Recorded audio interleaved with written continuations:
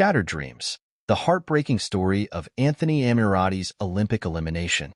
As the sun rose over the bustling city of Paris, the air crackled with anticipation and excitement. Thousands of spectators had gathered in the Olympic Stadium, their eyes fixed on the towering pole vault bar, waiting with bated breath for the athletes to take the field. Among them was Anthony Ammirati, a young and promising pole vaulter, whose dreams of Olympic glory were about to be shattered in the most unexpected way. But before we continue, please subscribe and turn on the notification bell for updates. Anthony had trained tirelessly for this moment, pouring his heart and soul into honing his skills, pushing his body to the limit in pursuit of the ultimate prize. The 2024 Olympics were his chance to shine, to prove to the world that he had what it took to be a champion. But as he prepared to make his first jump, a devastating injury would change the course of his career forever. During a practice session, Anthony had suffered a painful injury to his testicles, a result of the intense physical demands of pole vaulting. The sport, which requires athletes to swing their legs up and over a high bar, puts immense pressure on the genital area, and in Anthony's case, the injury was severe enough to raise serious concerns about his ability to continue competing. Medical staff, tasked with ensuring the safety and well-being of the athletes, made the difficult decision to withdraw Anthony from the competition. Their primary concern was not just his immediate performance, but the long-term impact the injury could have on his reproductive health and future family planning. "It was a gut-wrenching decision," said the team physician, speaking on the condition of anonymity.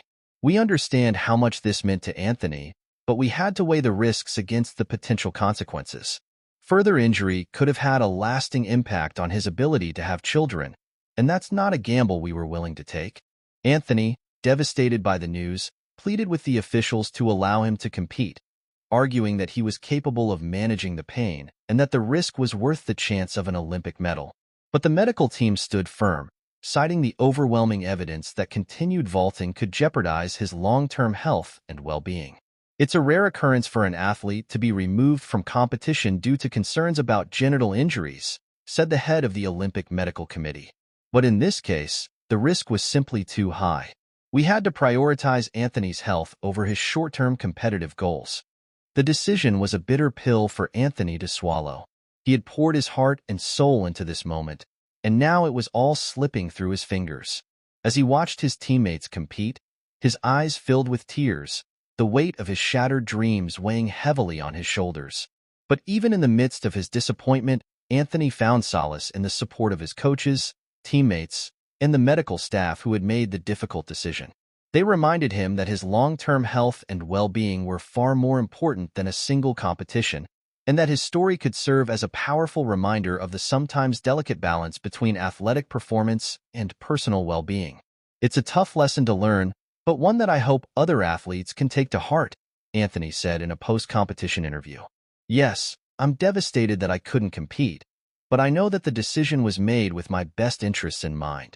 I'm grateful for the care and concern of the medical team, and I'm hopeful that I'll have another chance to prove myself in the future."